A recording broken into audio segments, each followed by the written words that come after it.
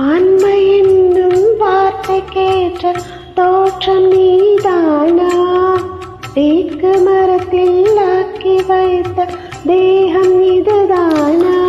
செந்நிறம் பசும் பொன்னிறம் தேவதை வம்சமோ? சேயிழை விரல் தீண்டினால் சந்திரன் அம்சமோ? மெல்ல தொடங்க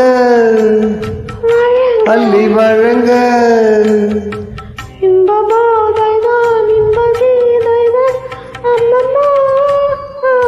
மீண்டும் மீண்டும் வா வேண்டும் வேண்டும் வா மீண்டும் மீண்டும் வா வேண்டும் வேண்டும் வா